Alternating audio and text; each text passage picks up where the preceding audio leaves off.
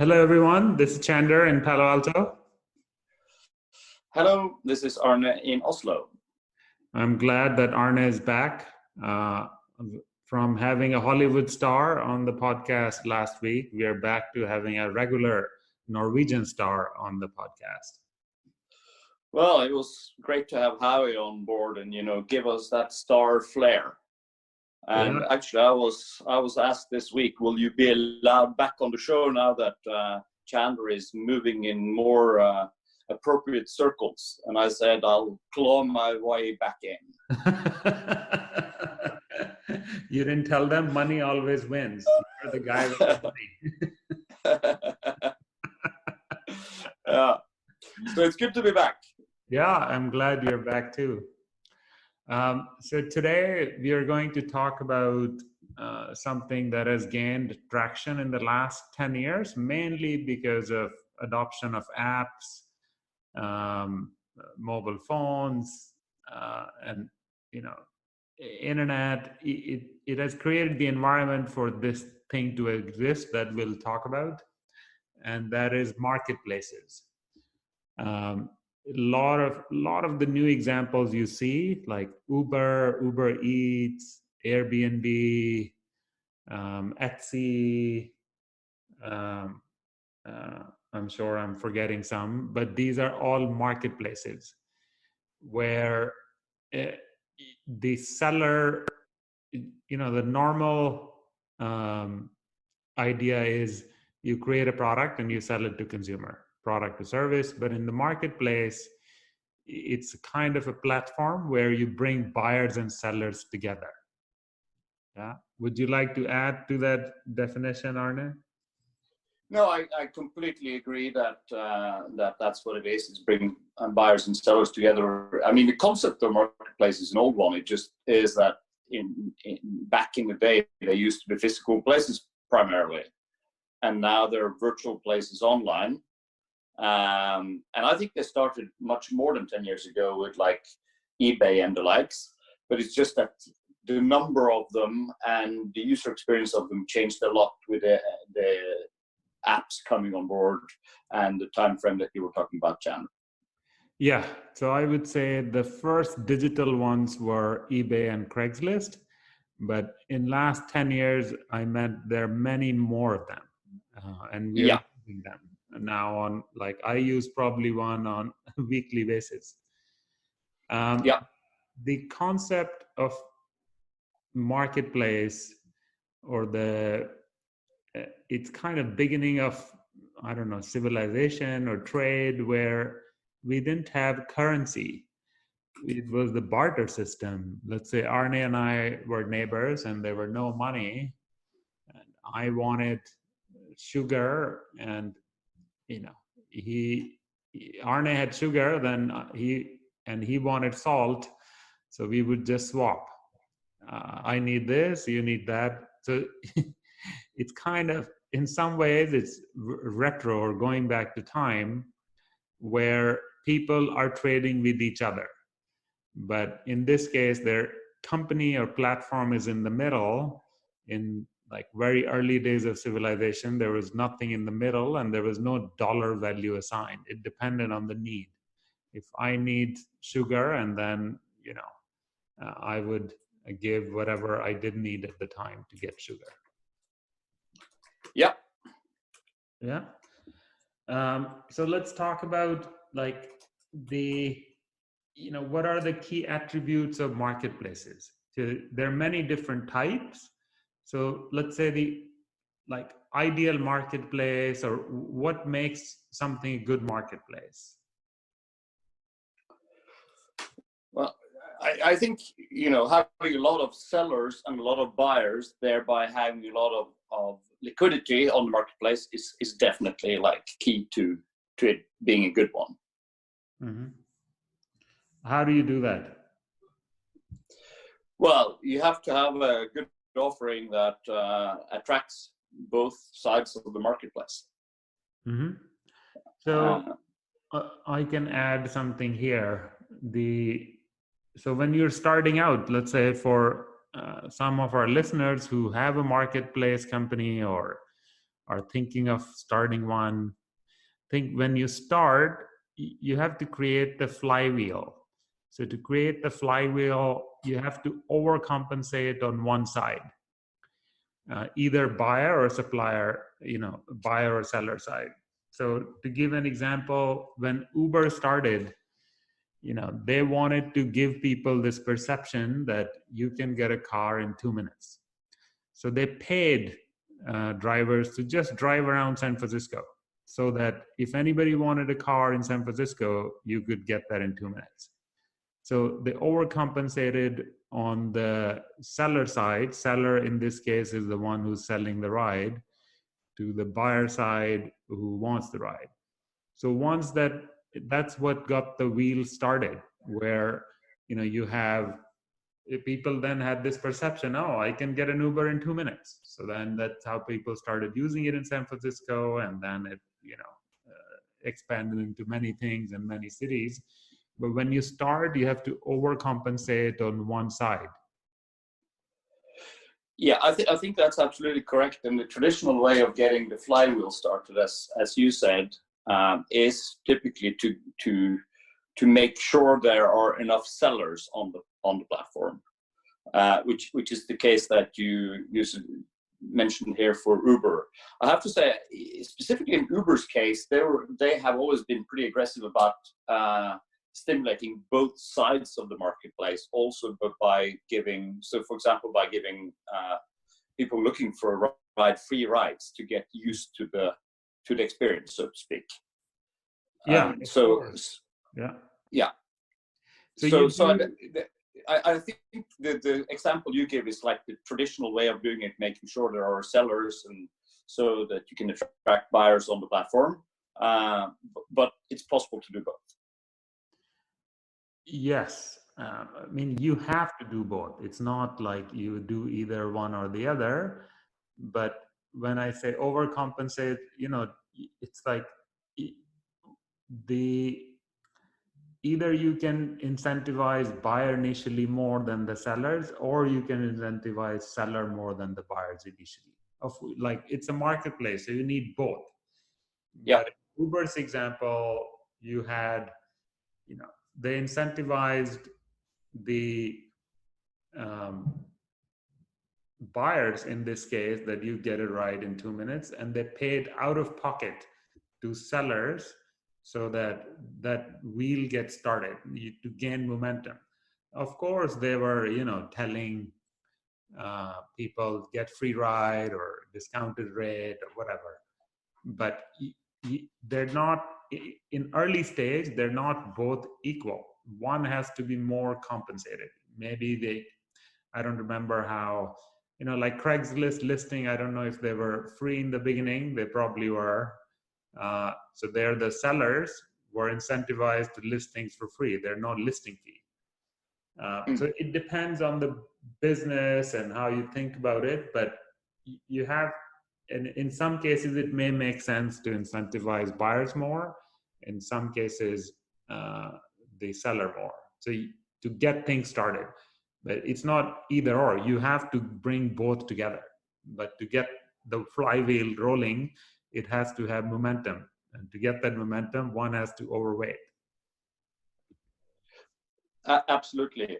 And I guess we just jumped into one of the sort of key elements of marketplaces and getting started with a marketplace, which is exactly that, getting the flywheel going.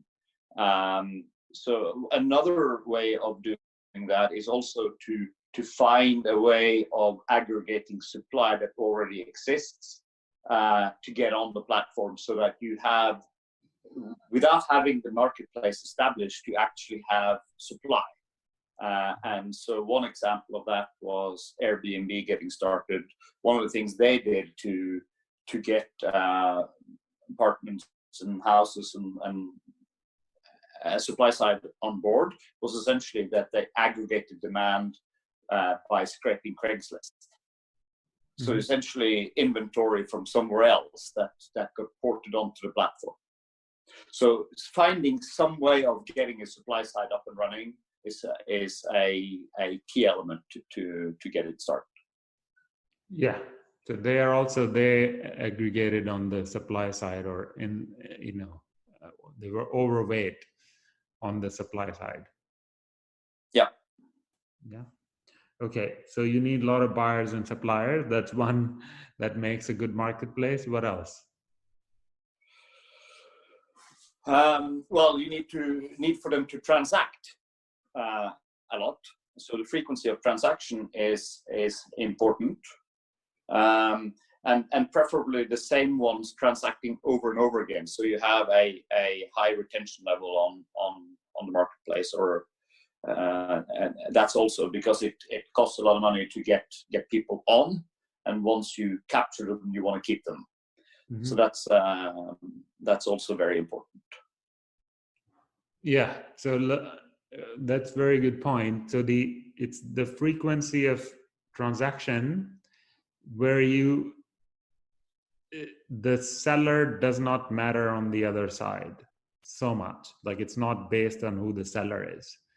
So for example, if let's say you create a marketplace for math tuition, I go to this marketplace, I want, let's say a tuition in differential equation. I find a tutor who I like, then I like the tutor, and then after that, I'm not going to go back. I'll just hire him again and again off the platform or off the marketplace, because generally there's a fee of any transaction in the marketplace. So that it has to be in a way where the frequency is there of transaction on the platform that couldn't be taken offline easily. Not offline, but off the platform. Yeah. This is true, and in that scenario where you have like a situation where the same customer buys from the same supplier over and over again, mm-hmm. the marketplace's value add is actually somewhat limited, except from discovery, and this is a harder marketplace to keep going if the nature of the marketplace is such that it's fragmented, and you want to buy products from multiple suppliers, and it might be different suppliers from one transaction to another. That sort of fragmentation of the marketplace provides it's harder to find that supply off the marketplace, and it's also a bigger value that the marketplace by aggregating these suppliers and multiple goods. So that's actually generally a better marketplace in terms of making it a business than offering repeated transaction between the same supplier and buyer. Yeah, so I agree, but there is one exception, is when the seller is selling diversity of goods in the marketplace. Then you may want to go with that seller because you're familiar with them. Like on eBay, people have their favorite sellers because they like the service and they have dealt with them in the past. But they sell shoes, dresses, accessories, or 50 different things, and so in that case, it's fine. But I think the summary is the service or product you're buying and who you are buying from should not be the same. So you can have the same seller but selling different thing. You can have the same product or service but a different seller. But if the same seller selling the same thing, like the math tuition example I gave, then it's a problem. Yeah. Okay. What else? Well, once again, looking at it from the marketplace's perspective and also sort of the investor's perspective, higher value transactions always is valuable, simply because it increases the size of the business for every transaction. So it's harder if you have very, very small items, then your volume has to be very, very large. It's easier if you have higher GMV, as it's called. Mm-hmm. So GMV stands for gross merchandise volume. Value. Yeah, sorry, value. So basically, let's say in a marketplace, we start a marketplace, Arne and Chandler marketplace.com, and there's one transaction that's Arne buys something from me for $10 million. So that $10 million would be GMV. The revenue for our company would be whatever the fee, let's say we take 10% fee for that. That would be our revenue. So that's the difference between GMV and revenue companies book. Yeah. So Yeah. in case of higher value transaction, don't you think that goes with lower frequency? Like the higher the transaction, lower the frequency. Yeah, to some extent. I think obviously if you sell yachts or houses, your frequency goes down simply because you don't buy them that much. But nevertheless, you want to have like a decent size value transaction, so it's worth the overhead. So selling paper clips on a marketplace is not, it's very hard to make a real business, whereas selling have higher value goods such as sports articles or fashion or something like that stands a better chance because the GMV is higher. Yeah, so there has to be a balance, like, generally the higher the value, the lower the volume, because people don't spend, $1 million every day. But if it's too low, like 10 cents, then also it doesn't work. But I think like there was a company, Fiverr here, that was a marketplace, remember? I don't know where they are now. They definitely exist. Okay. So there, the original idea was like, there's a task I don't want to do. For example, I don't want to go and stand in Comcast line to return my cable box. So I would, post on Fiverr and somebody says, yeah, I can do it for $5. I think the original idea was everything was $5, but then they changed it to different prices. Or you could change I would be the buyer in that case. I could say, this is what I will pay. Yeah. Yeah. So there has to be a balance. Okay. What else? Yeah, you also mentioned the take rate, which is important. How much the marketplace for having a good marketplace. Obviously, you have to have a decent share of the transactions, but of course that once again, if it's too high, people will sort of trickle to either a lower cost marketplace or off the marketplace and transact directly. So it has to be balanced with the value that the marketplace provides, and you have to find ways of defending that value. Once again, depending on sort of the dynamics of how much the marketplace provides to the buyer in terms of diversity of supply, types of goods, uniqueness of goods, and all those sorts of things go into that. Yeah. And this is more qualitative, or what Arne would call philosophical, since he's very analytical. I think in many like good marketplaces, there isn't an opportunity to form a relationship with the buyer or seller. Like if you form a relationship, then you may transact outside the system. For example, when you get food delivered by DoorDash or Uber Eats, you see the delivery person for a second. There's no opportunity to form a relationship with him or her. Same with Uber driver, or you buy stuff on eBay. You can say there's some form of relationship, but when it doesn't matter who it is. And actually, another good thing about marketplaces is you can have the rating system. You know how other people think about them, the seller and the buyer. So you can choose, like it makes it easier for you to pick because people get confused by choice. If you have too many options and you don't know how to pick, then people get confused and they go somewhere else. So if these are interconnected, kind of, where like, for especially the higher items, higher price items, somebody's willing to spend time and money to build a relationship, like a real estate agent. If you make a marketplace for real estate, there, you miss that somebody's coming to you, showing you around, answering all the questions.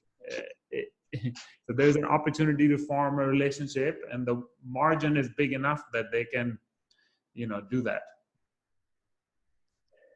Yeah, we didn't really go into what kind of the types of marketplaces there are, but let's say that it's a commodities marketplace. You're selling kilowatt hours of electricity or barrels of oil. Can you come closer to the microphone, Arne? I'll try. Can you hear me better now? A little, yeah. Okay.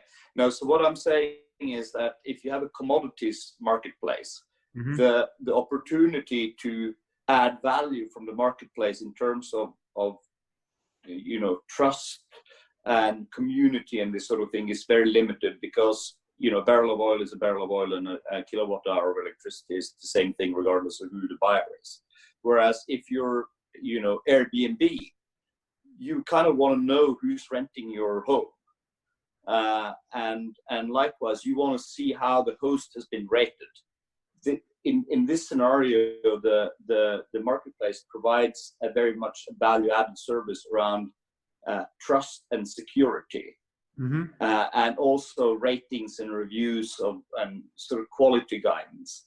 And yep. This is, the more you can play around with either, quality ratings, trust and security in some way, community that adds value, that increases the stickiness of the platform, and it also increases the opportunity to take a larger cut because you provide a real service to the both sides of the market.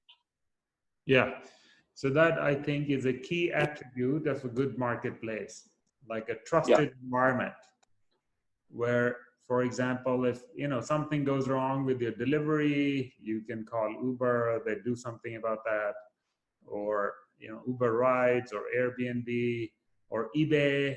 If something goes wrong, they give you the money back, or they have implemented these systems that it's a environment of trust where you're not worried that, okay, if I buy this thing, I give the money and I don't get it, then eBay guarantees that you'll get the money back. So there is this trust that's provided by the platform. Exactly. And an extension to that is also, of course, that it's better if the marketplace can place itself into the payment stream, so that it's not just a listing and contacting a feature, but the transaction and the payment itself happens through the platform. Of course, that adds to the security and trust element, especially if the marketplace also provides some sort of escrow service or something like that, which is relevant for some types of products. And that also increases the stickiness of the platform and the opportunity to take a cut of what's going on the platform and avoid transacting outside of the platform. Yeah. Okay, so shall we discuss the different types of marketplaces? I would say the classic one is eBay. Let's say classic marketplace, eBay, where buyers and sellers come and they both sell multiple, buyers buy multiple things and sellers sell multiple things. And then on the other hand, you have things like, or I don't know what to call it, the single purpose marketplaces. So for example, Uber is a marketplace. All people are selling is rides, and buyers are buying just rides. It's marketplace for, one service. And then you have something in the middle, like Amazon, where they're like a retailer. They sell their own stuff, but they also are a marketplace. I think 60% of goods sold are from marketplaces, meaning as a merchant, you can go register and sell your stuff through Amazon, and you pay them more based on if you're using their shipping or warehouse and inventory, etc.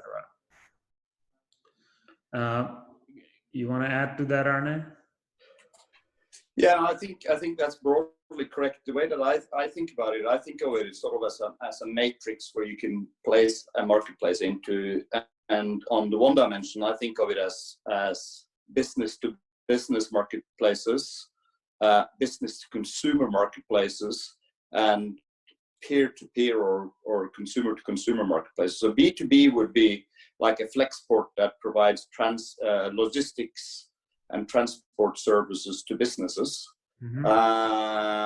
B2C would be like an Amazon marketplace, and a P2P would be like an eBay or an Uber or something like that.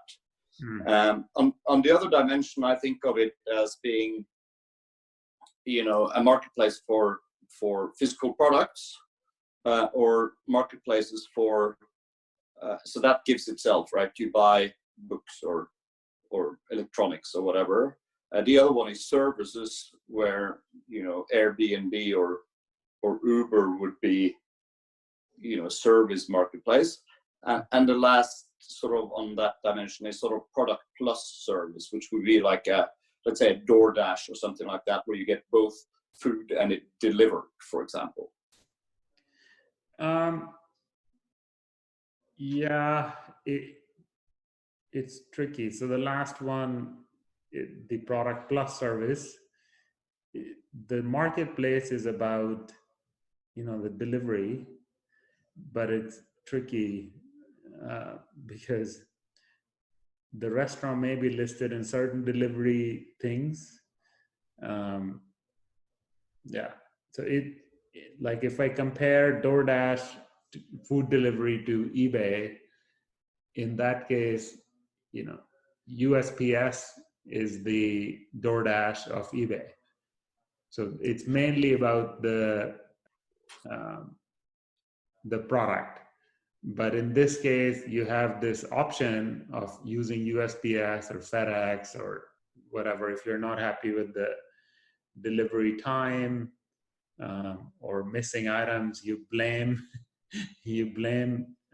DoorDash. But in the other case, you would blame the seller, not USPS. That's interesting.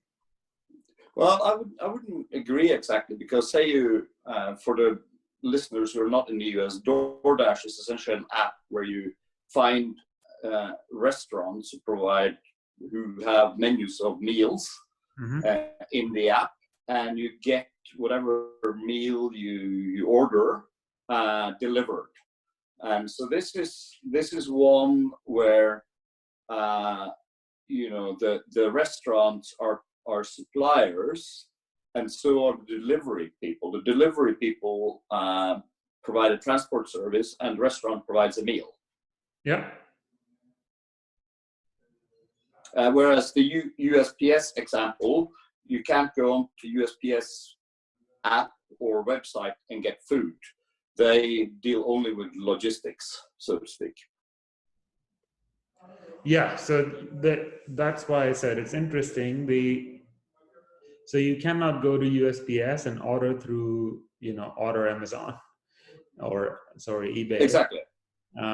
But the purpose the marketplace is serving here is of delivery. But what they have done is, made it it easier for you. Like previously, you would call the restaurant and they would deliver, or you had to go pick it up, but let's say they delivered. But in this case, it's tricky if the food is not good. Let's say it's cold or some item is missing, you get mad at DoorDash. You don't get mad at the restaurant generally. But in the eBay example, you would get mad at the seller. You won't get mad at USPS if it is missing because you didn't interface with that. In this case, you interface with DoorDash to order. So they are the ones who are supposed to provide trust and the environment of trust. So that's one of the purpose they're serving. So I just found it interesting because you said product plus, because it is about the foods you're getting, but plus is this platform that's providing this environment of trust. They kind of take responsibility for the food. Yeah.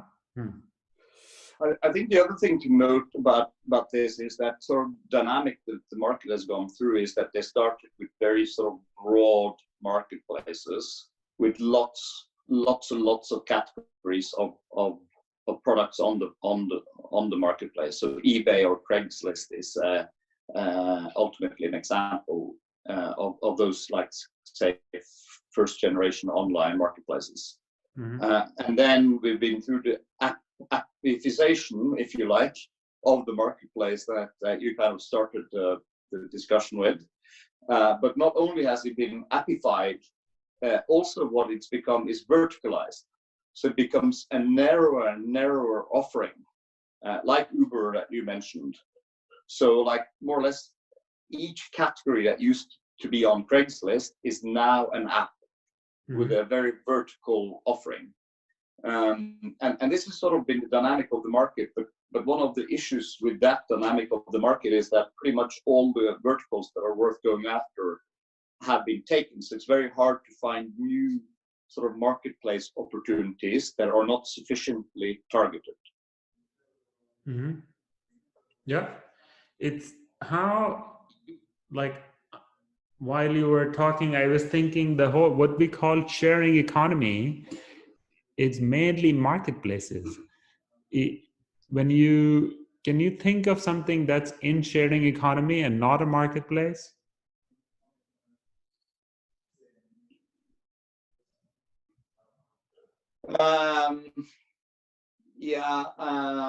I failed to come up with a specific example now, but I think there are situations where the parent or the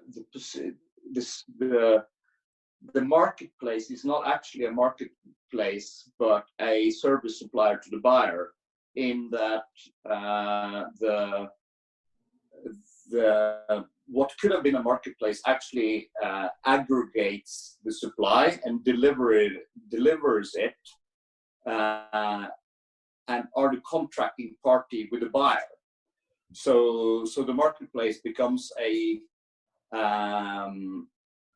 aggregator of suppliers, but then becomes the supplier to the buyer. So I think there are some models out there along those lines, and then technically speaking, it stops becoming a marketplace but a service provider. But I think they're far between, and I can't come up with a perfect example just now. Yeah, but there are many examples where you have marketplaces and not part of sharing economy. Like eBay is a good example. They're not part of sharing economy, but they're a marketplace. So they're more classic. I think newer ones, most of them fall in that category. And I want to give an example of something. I created a marketplace a few years ago called Friend in Cloud. And that was basically the idea that a lot of people I found in the US go and see therapists, and I was on the board of opera group in Seattle. So, and it was mainly therapists in that group. So I got to spend a lot of time with them, 5 years. And then I would talk to them, who comes and sees you and what do people talk about. So I saw that there were mainly two problems people have, excluding, special circumstances. But generally, average person in the US has problems which fall in two categories. Either it's love related or work related, or in other words, relationships and money. So, and then in California, when I moved here, I saw there's a big population of life coaches where people, basically who don't go to therapists get a life coach and talk about their problem. So just, spending 5 years there, me just running into life coaching coaches here, I saw the most important skill you need is empathetic listening. When somebody's facing a problem, they just want somebody else to listen to them and be empathetic. And I grew up in India where, your family, friends, you have deeper relationships, you do it with them. But here, I think the relationships are not as deep and people feel uncomfortable telling their, problems to other people. So they go and see therapists. So the idea was I created a website called friendincloud.com where you could register as a, like a good listener and listen to people for their problem related to love or work. And you can say you are friend for love or you're friend for work. And then if I have a problem, I would go there, see who's available, what ratings they have, and I would press a button, our calendar sync, and then we can have a video chat. And then slowly the ones rise above. And to overcompensate the supply side, I did 200 sessions with random people, some of them with close friends. So I found people have tough time telling their secrets or things they're vulnerable about to a stranger if they cannot look in the eye. Because when you look in the camera, if I look in the camera, the other person sees me looking in their eye, but then I cannot see them. If I look in your eyes on the video, then you see me looking below your eye level. So just this one thing, I couldn't create the environment of trust. So I didn't raise money. I just spent my own money in testing the idea.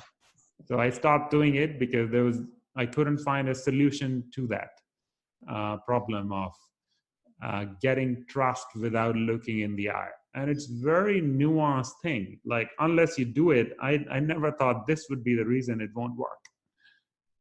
So I thought I share personal example of my own marketplace experience. Yeah, good. And this is actually one of the, a very specific example related to one of the things about making a marketplace work, and that's good user experience. Mm-hmm. And this is a factor that sort of you didn't know before was a user experience issue in this particular segment. But I think user experience issues is one that has sort of tripped up a number of marketplaces along the way.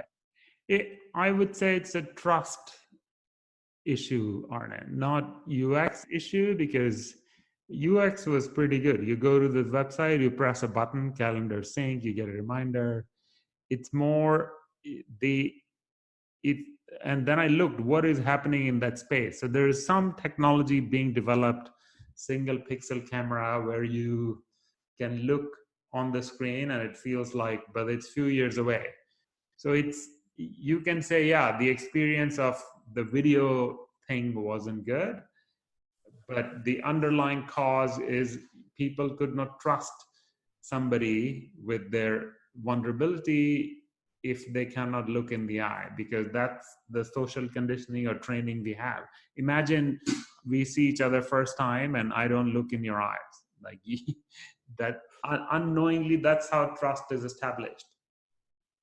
Well, I would simply claim that that's two sides of the same coin. The user experience is why you would want experience the trust. You need a box, I know. So UX fits in a box. In case you didn't know, life is better when it fits in boxes.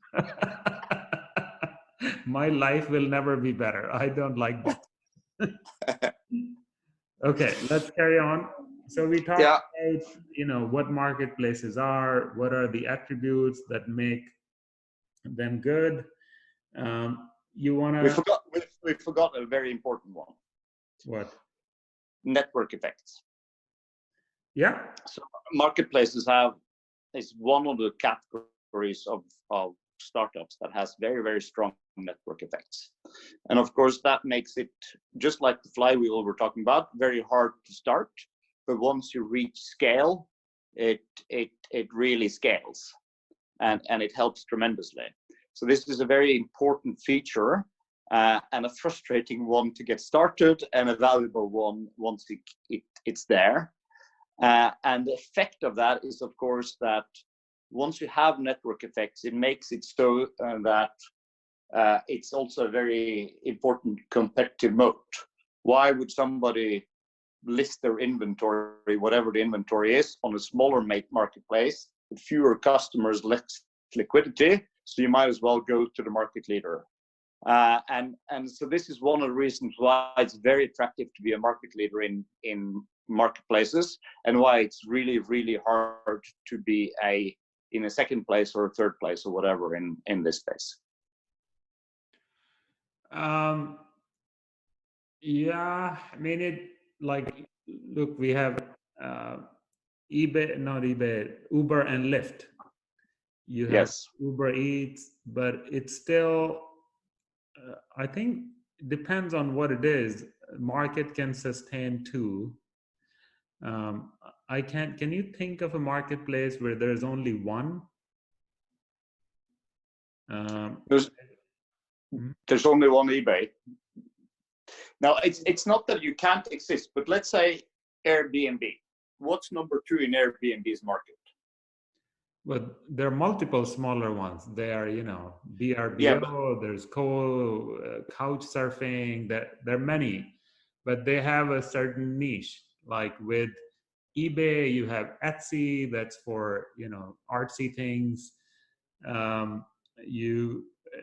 Like Facebook has a marketplace, that's a competitor to eBay. So there are, but of course, I'm not disagreeing with you. I think first mover has a big advantage and scale has a big advantage, because in marketplaces, the bigger, the better. So the faster you get to big, the better you are. Yeah, I would claim it's not the first mover, it's the first to scale. And subsequently being market leader. Right, you have first to scale if you're first mover. Well, there are first movers. There are lots of first movers who do a shitty job. Yeah. So, yes, if you're first mover and you don't scale, then it doesn't matter. But if you're the first mover, you have higher probability of scaling fast first. Yeah. Yeah. Okay. So, is there anything you see in your experience that marketplaces do wrong or they should avoid? Like, we talked about the attributes of a good marketplace. What are the attributes of bad marketplace, or what should the marketplace people should avoid? Well, it's kind of the inverse of the things that work, right? The hardest thing with a marketplace is to solve the chicken and egg problem that we started with. The other thing that tends to go wrong is that it becomes too transactional. So it costs more to get customers on board than their lifetime value is. because either the user experience isn't good enough, or the category of goods are too spurious, you don't buy enough of them. So essentially, the retention or the frequency of purchases is too low. So it just doesn't add up in terms of acquiring customers to the value they provide to the platform. And then the final thing that there's a lot of leakage with people doing transactions outside of the platform if the platform doesn't provide a specific enough value to the transaction. And I think those are the sort of the typical problems. Mm-hmm. Yeah, and I would say, I think, like, especially in early days, like ultra focus on quality. If somebody is doing something bad or not following policy, then you have to kick people out of the marketplace, because network effects work in both sides. They could be positive or negative. So to avoid the negative network effect, you have to kick people out if they are misbehaving or taking advantage. Yeah, so fraud scales too, right? Yeah. Yeah, there were a lot of articles how people are basically trying to take advantage of Amazon's generous return policy. I forget, there was some issue there, but that happened after you have scale, you can handle it. But in early days, if people go and they have bad experience, and then have they won't come back. Yeah. So I forget who I read somewhere. You should avoid first-time buyer and first-time seller to match. So make the algorithm that at least one of them has some experience on that marketplace, because if both are first time, they don't know what to do, or it's more confusing. But it's like first time Uber driver and first time ride, like he or she may not know the driver, I should open the trunk or not open the trunk, like things. It actually depends on the training too, if how much training the drivers are getting or the sellers are getting. Yeah. Okay.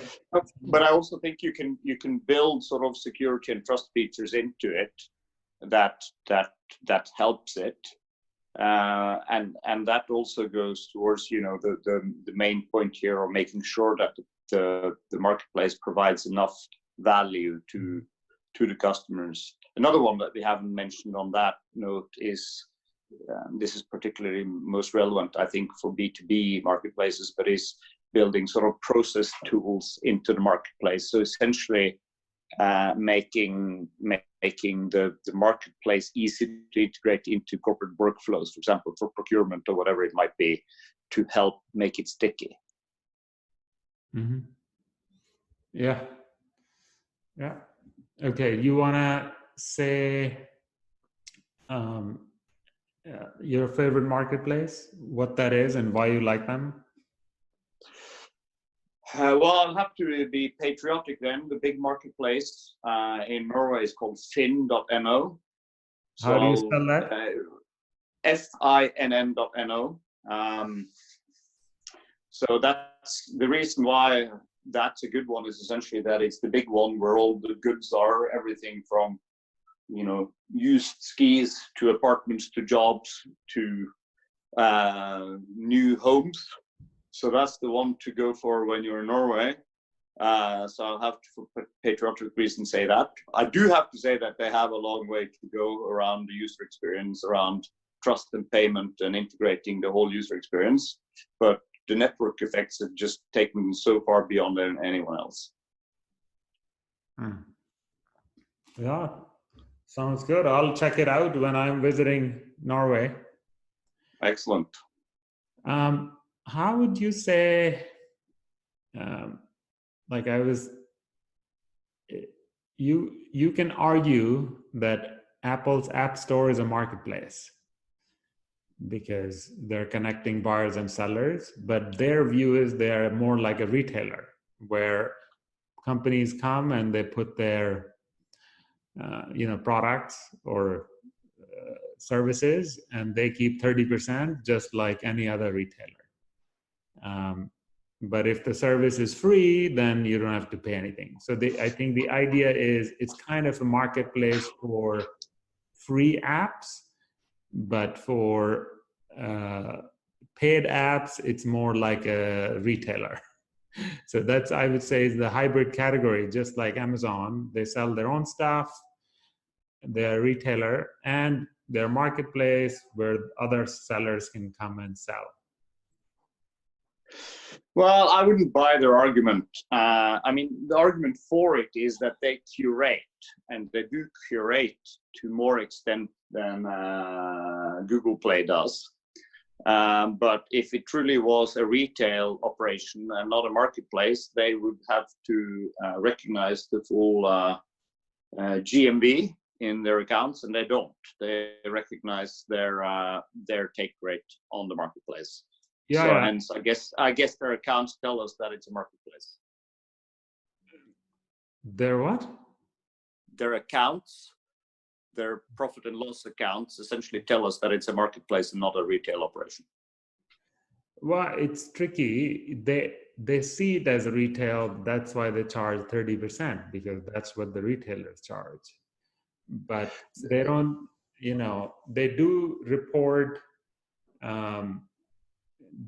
GMV, or how much they sold on the app store.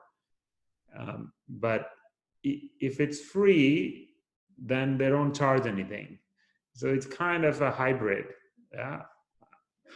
Well, my view is clearly that they charge what they charge because they're a monopoly and they can, not because they're a retail operation.